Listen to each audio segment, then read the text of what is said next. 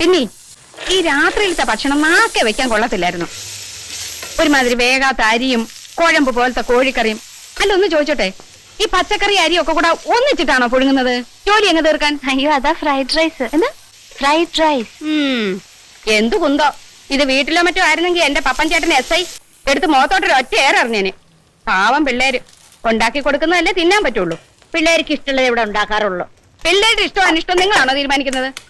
ഇപ്പൊ ഞാനാ തീരുമാനിക്കുന്നത്. എന്നാ ഇനി അത് നടപ്പില്ല കേട്ടോ. പെണ്ണും പിള്ളേക്ക് എന്താ വേണ്ടത്? പെണ്ണും പിള്ളയോ? ഞാൻ ആരാണെന്നാ നിങ്ങളുടെ വിചാരം? പിള്ളേരുടെ സ്വന്തം അമ്മായിയാ. എന്നാ അമ്മായിക്ക് എന്താ വേണ്ടത്? വേണ്ടത് വേണ്ടപ്പ പറയും. പപ്പൻ ചേട്ടന് രാവിലെ പൊടിയരിക്കഞ്ഞും പയറ് പുഴുക്കും നിർബന്ധ. ഉച്ചയ്ക്ക് ഞങ്ങൾക്ക് രണ്ടാൾക്കും കോഴി ബിരിയാണി വേണം. അതിന്റെ കൂടെ നാരങ്ങ അച്ചാറ്, ഉള്ളി അരിഞ്ഞ് തൈരിലിട്ടത്, ചമ്മന്തി, പപ്പടം.